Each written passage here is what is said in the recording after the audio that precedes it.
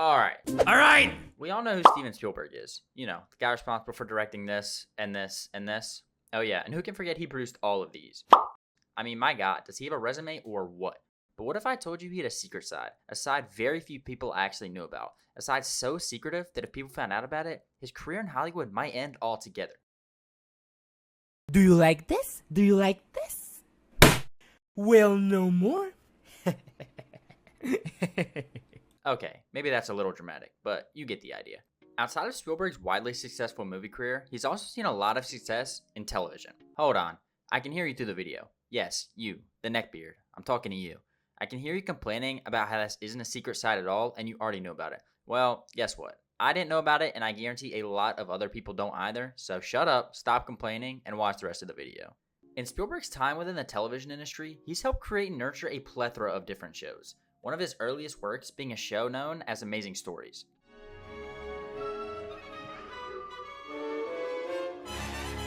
No, not the new one. I'm talking about the one released in 1985.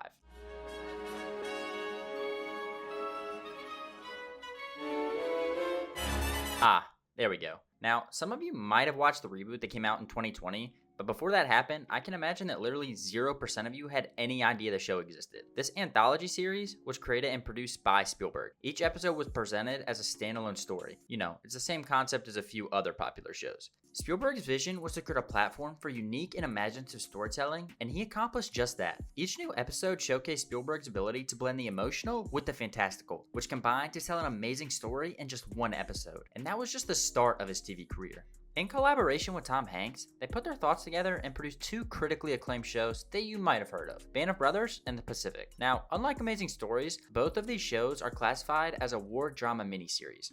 For those of you saying, why do I care what it's classified as? That means nothing to me. Just know, you're honestly an idiot. I don't know what's wrong with you. The reason the classification matters is because it represents a profound shift in both the scope and impact of Spielberg's television work. Okay, I'll dumb it down for you. Unlike something like Amazing Stories, both of these shows are made as a continuous story that is meant to be watched as a cohesive whole. This allows for deeper storytelling and more nuanced character development, which are both things that can't really be accomplished in short stories like you would see in a one-off episode. On top of the depth, the more impressive matter is the fact he went from a show that was all about science fiction and fantasy to making a historically accurate show about one of the darkest times in human history. I mean, can you imagine that one day he was watching an episode of Amazing Stories, then he just yells, "Turn that shit around," and out comes Band of Brothers? Like, his range is absolutely insane. To do a complete 180 turn like that requires so much talent, and he pulled it off perfectly. Genuinely, the only thing that can make him seem even more talented is if he dipped his toes into something like, I don't know, cartoons? In the early 90s, Spielberg decided to take a step into children-focused cartoons. And who would have guessed it? His projects were a major success, starting with his first ever cartoon,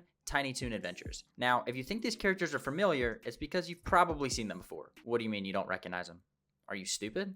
It's the Looney Tunes as children. After the production of his first cartoon ended, Spielberg went on to have an incredibly successful cartoon career.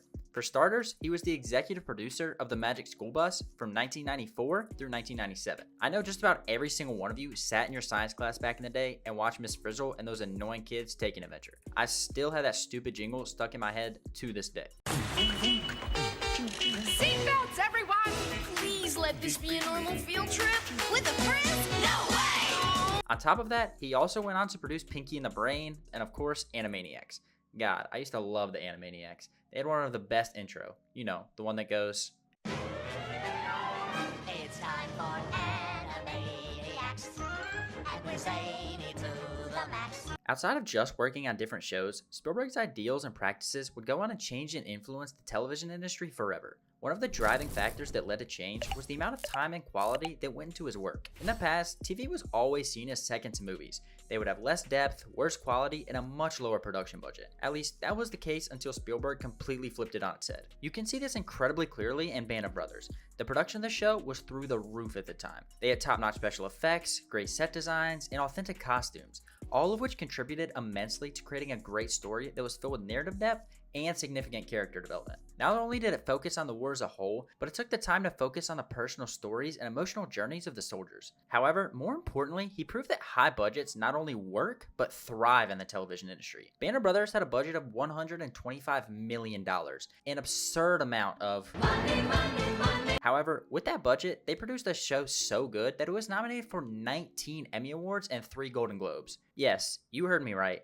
They were nominated for 19 Emmy Awards and 3 Golden Globes. That's absolutely absurd. However, bringing more money into the television industry wasn't the only thing Spielberg contributed. With his cartoons, Spielberg managed to perfect the art of combining humor with educational content that would set a new precedent for the children's entertainment industry. One of the best examples of this I can think of is from Animaniacs. I was going to explain the clip, but honestly, I figured it'd be quicker to just show you instead. And now, the nations of the world, brought to you by Yakko Warner. United States, Canada, Mexico, Panama, Haiti, Jamaica, Peru, Republic, Dominican, Cuba, Caribbean, Greenland, El Salvador, too. Alright, you get the idea. The thing is, he did this across all the shows he worked on. I mean, The Magic School Bus is literally defined as an animated educational children's television series, and teachers literally play it in school. I know all y'all remember Carlos. God, all the homies used to hate that guy. Carlos! Lastly, and easily the most important influence from Spielberg in the TV industry, is his innovation and creativity. I understand that some of y'all aren't going to understand what I mean by that, so let me break it down for you. Here we go, Ray Gun, starting the conversation. Okay, not like whatever the fuck that was. Essentially what I mean is that in his time within the TV industry, he worked on many different genres, all with wildly different ideas. I mean, he went from one-off science fiction stories to a miniseries about World War II to humorous educational cartoons, and they all turned out amazing. He proved that not only are new ideas welcome, but when you put time and effort into creating them, they are some of the greatest television shows that will go on to be remembered forever. Kinda like Spielberg's legacy in TV. Huh, weird. Now, Spielberg did a lot of good for the TV industry and helped shape it into what it is today, but his rise through the ranks wasn't without its hardships. For one, he faced a lot of production challenges. He wanted to make high production, high cost shows. This would often leave networks very skeptical, and some of them even turned him down, essentially saying that while his ideas were good for movies, they just wouldn't work in TV. I don't know why, but whenever I think of this, I always think of that one movie clip from Looney Tunes Back in Action where all the people from Acme are just laughing. On top of that, he also faced a lot of criticism for just about all of his shows. Band of the Brothers and The Pacific were often criticized for both oversimplifying and dramatizing different aspects of the war. Yeah, I don't really get that one either. They're basically complaining that the show was too simple, but yet way too dramatic. I don't know, maybe I'm the idiot on this one. Outside of the historical shows, he also faced criticism for his cartoons, specifically for The Magic School Bus and Animaniacs. Oftentimes, people would complain that The Magic School Bus would oversimplify scientific concepts or that it would focus way more on humor than actually teaching anything. Now, I understand these criticisms, but I think we can all agree that the oversimplification part doesn't really make sense. The show was made for third graders. Of course they simplified some of the concepts. Like, do they really expect a third grader to be able to tell you where the temporal lobe or the pineal gland are just by looking at a picture?